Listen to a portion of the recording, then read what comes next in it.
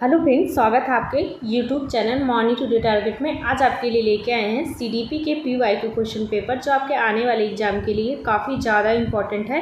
तो जितनी भी क्लासेस मैं करवा रही हूँ सारी इम्पॉर्टेंट है। देखिए 2011 से लेकर 2024 तक जितने भी पीवाईक्यू क्वेश्चन पूछे गए हैं, चाहे वह एसएसटी के हों, चाहे सीडीपी के हों, चाहे आपके ईवीएस के हों, सभी क्वेश्चन आपको प्रीवियस ईयर कराने वाले हैं सभी सब्जेक्ट के। तो ज़रूर देखिए, आपको काफ़ी ज़्यादा हेल्प मिलेगी। जो लोग चैनल पे नए होंगे वह सब्सक्राइब कर लीजिएगा, जिससे जो भी मेरी क्लासेस होगी सारी क्लासेस आपको मिलती रहेगी। मैं आपको सिर्फ क्वेश्चन प्रैक्टिस कराने जा रही हूँ, तो देखिएगा। और डिटेल में आपको क्लास चाहिए तो कमेंट करके ज़रूर बताइएगा, और अपने दोस्तों के साथ ज़रूर शेयर कर दीजिएगा। ज़्यादा से ज़्यादा शेयर कीजिए। अगर आप दूसरे का भला करेंगे तभी आपका भला होगा। तो चलते हैं क्वेश्चन पे। पहला है, जीन पियाजे के सिद्धांत में इस प्रक्रिया को क्या कहते हैं जब कोई बच्चा मौजूदा स्कीमा के संदर्भ में नई वस्तुओं या घटनाओं को देखता है तो उसे क्या कहा जाता है। तो जीन पियाजे के अनुसार जब कोई बच्चा मौजूदा स्कीमा के संदर्भ में नई वस्तुओं या घटनाओं को देखता है तो उसे समावेशन कहा जाता है। तो इसका फर्स्ट आंसर यहाँ पे सही हो जाएगा। नेक्स्ट क्वेश्चन है, निम्न में से कौन सा कथन रुचि के बारे में सत्य नहीं है। तो नहीं पूछा है। तो पहला है, रुचियां जन्मजात और अर्जित दोनों होती हैं। दूसरा ऑप्शन है, रुचियां व्यवहार में आकर्षक एवं विकर्षक के प्रतिबिंबन नहीं हैं।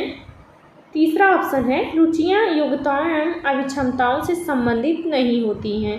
तो यही आपका राइट आंसर जो हो जाएगा, जो गलत पूछा है सही हो जाएगा, थर्ड ऑप्शन। देखिए, रुचियां योग्यताएं एवं अभिक्षमताओं से संबंधित होती हैं। इसमें लिखा है रुचियां संबंधित अभिक्षमताओं से नहीं होती हैं, इसलिए यह गलत हो जाएगा। तो गलत जो आपका पूछा है, तो थर्ड ऑप्शन सही हो जाएगा।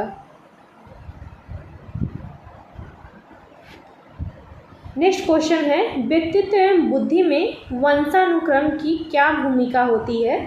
तो पहला ऑप्शन होगा नाम मात्र की भूमिका है। दूसरा है आकर्षक भूमिका है। तीसरा है पूर्वानुमेय भूमिका है। चौथा ऑप्शन हो जाएगा महत्वपूर्ण भूमिका है।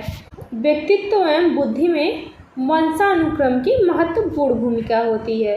तो इसका राइट आंसर यहाँ पे फोर ऑप्शन सही हो जाएगा।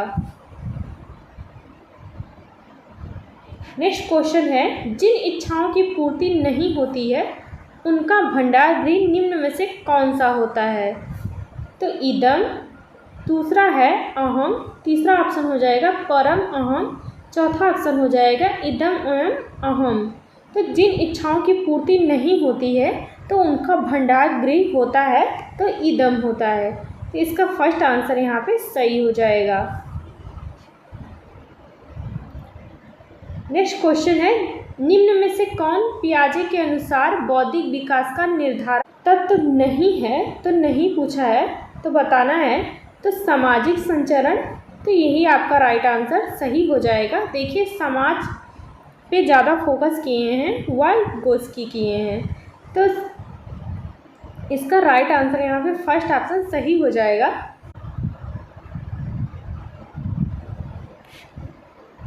नेक्स्ट क्वेश्चन है, मानव विकास किन दोनों के योगदान का परिणाम होता है। तो मानव विकास किन दोनों के योगदान का परिणाम होता है। तो अभिभावक एवं अध्यापक का। दूसरा है वंशानुक्रम एवं वातावरण का।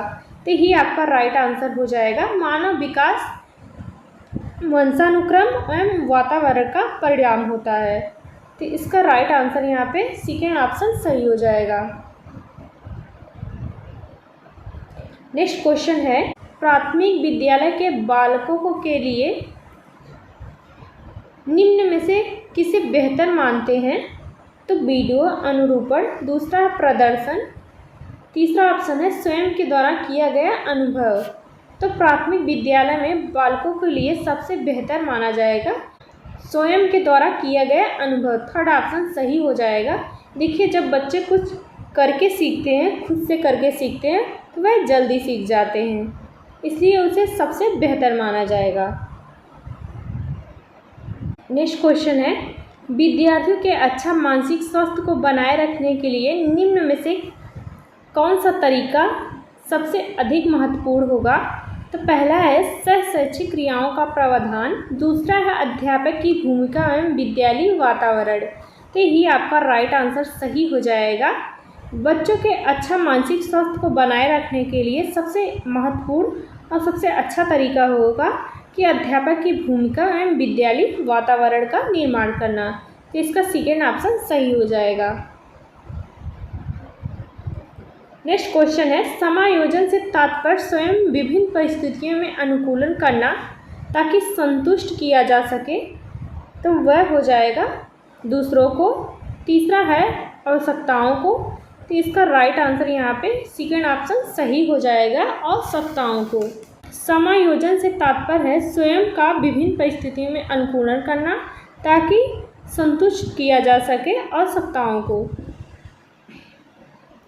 देखिए, जब व्यक्ति अपनी आवश्यकताओं को पूरा करने के लिए पर्यावरण के साथ तालमेल बिठाता है तो वह अपनी ज़रूरतों को पूरा करता है और संतुष्ट करता है, इसलिए इसका सेकेंड ऑप्शन सही हो जाएगा। नेक्स्ट क्वेश्चन है 6 से 10 वर्ष की अवस्था में बालक रुचि लेना प्रारंभ करते हैं। तो 6 से 10 वर्ष की अवस्था में बालक किस में रुचि लेना प्रारंभ करते हैं? तो पहला है धर्म में, दूसरा है विद्यालय में, तीसरा है मानव में, इनमें से कोई नहीं। तो इसका राइट आंसर हो जाएगा विद्यालय में। 6 से 10 वर्ष की अवस्था में बालक विद्यालय में रुचि लेना प्रारंभ कर देते हैं, इसका सेकेंड ऑप्शन सही हो जाएगा। नेक्स्ट क्वेश्चन है विद्यालय में पर्यावरण शिक्षा से आपका क्या अभिप्राय है?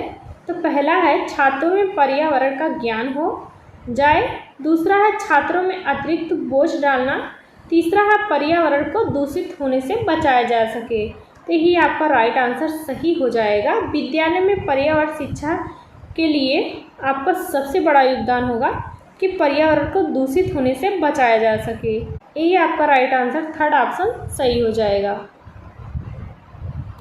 नेक्स्ट क्वेश्चन है क्रियात्मक अनुसंधान का उद्देश्य है।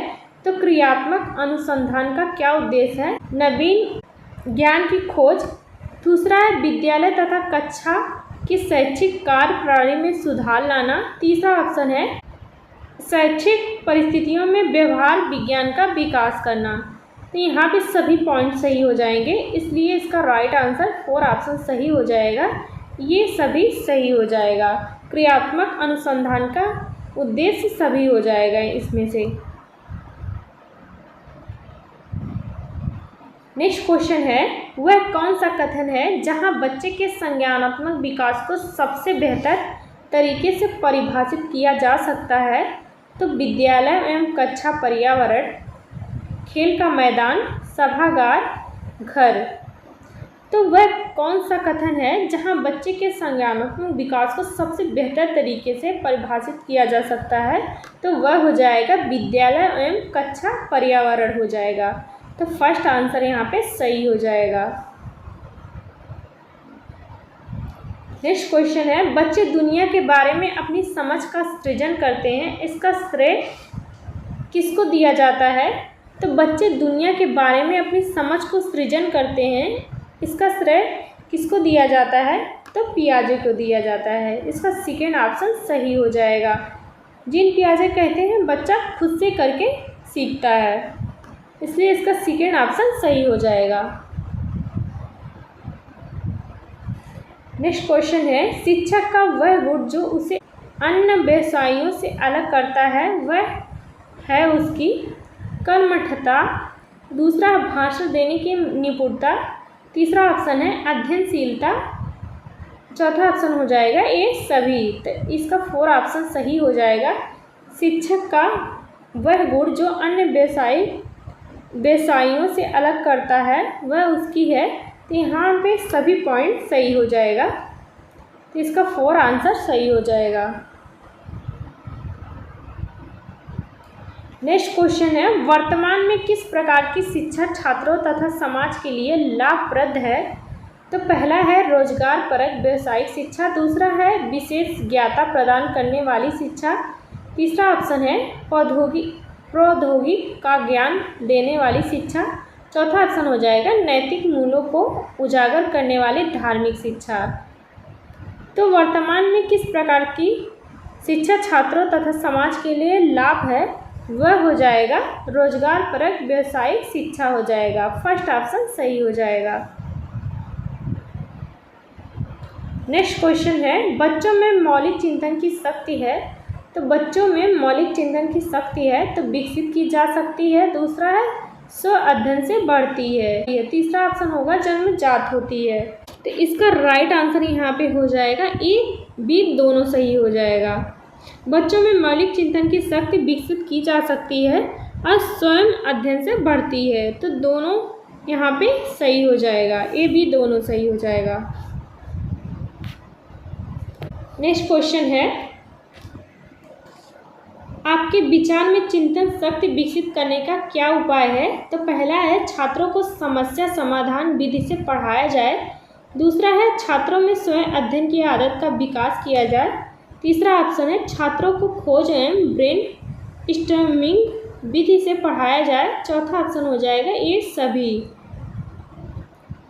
तो आपके विचार में चिंतन शक्ति विकसित करने का, तो यहाँ पे सभी पॉइंट सही हो जाएगा। छात्रों की समस्या समाधान विधि से पढ़ाया जाए, तो समाधान करके छात्रों को पढ़ाया जाए, ये भी सही हो जाएगा। छात्रों में स्वयं अध्ययन की आदत का विकास किया जाए, ये भी सही हो जाएगा। बच्चे जब स्वयं से करके सीखेंगे तो जल्दी सीखेंगे।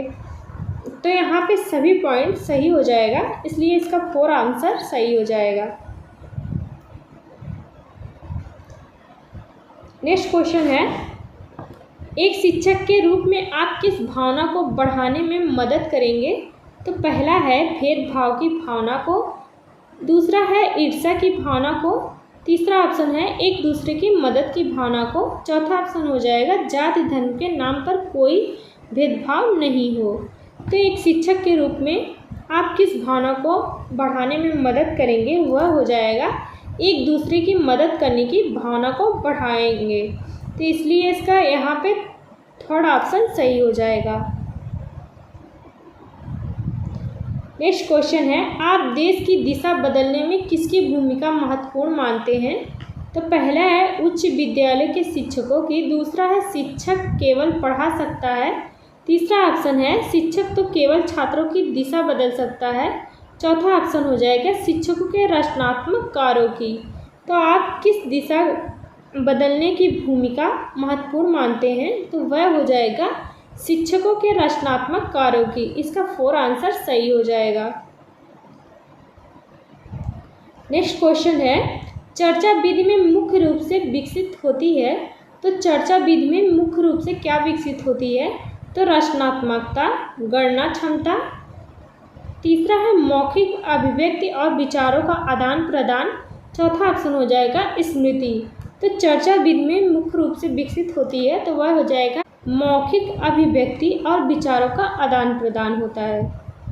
इसका थर्ड ऑप्शन सही हो जाएगा। नेक्स्ट क्वेश्चन है, प्रगतिशील शिक्षा किस पर बल देती है? तो विषय वस्तु पर, परीक्षा परिणामों पर, तीसरा ऑप्शन होगा विद्यार्थी के अनुभव और रुचि पर। तो इसका थर्ड ऑप्शन सही हो जाएगा। प्रगतिशील शिक्षा विद्यार्थी के अनुभव और रुचि पर बल देती है।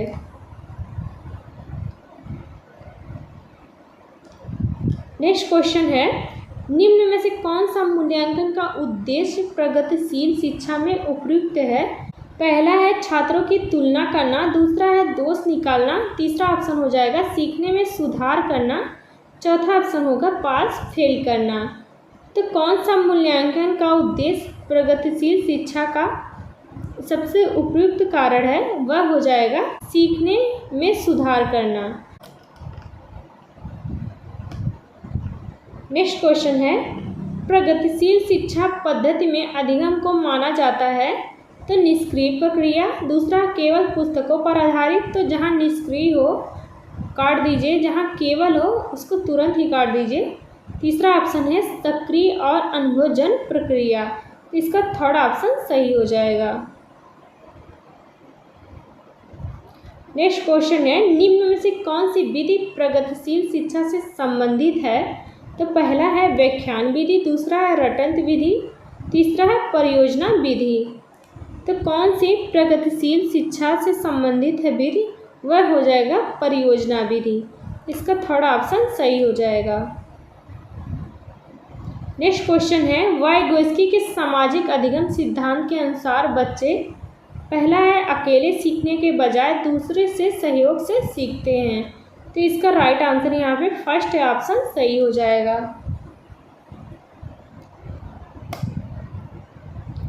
नेक्स्ट क्वेश्चन है सहयोगात्मक अधिगम कोलैबोरेटिव लर्निंग का मतलब है तो केवल एक व्यक्ति द्वारा सीखना, दूसरा है विद्यार्थियों का समूह एक साथ मिलकर सीखना। तो इसका यहाँ पे सेकंड ऑप्शन सही हो जाएगा। सहयोगात्मक अधिगम का मतलब होता है विद्यार्थियों का समूह एक साथ मिलकर सीखना हो जाएगा। नेक्स्ट क्वेश्चन है वाइगोत्स्की के सिद्धांत में zone of proximal development GPD का क्या अर्थ हो जाएगा? तो पहला है विद्यार्थी को जो पहले से जानते हैं उसी पर ध्यान देना, दूसरा है विद्यार्थी को ऐसे कार्य सौंपना जिन्हें वे अकेले नहीं कर सकते हैं लेकिन दूसरों की मदद से कर सकते हैं। तो ये आपका राइट आंसर सेकंड ऑप्शन सही हो जाएगा। नेक्स्ट क्वेश्चन है वाइगोत्स्की के सामाजिक सिद्धांत अधिगम के अनुसार। तो इसका राइट आंसर आप सभी को कमेंट बॉक्स में बताना है। देखते हैं कौन कौन बताता है सही आंसर। तो आज के लिए बस इतना ही, मिलते हैं नेक्स्ट क्लास में।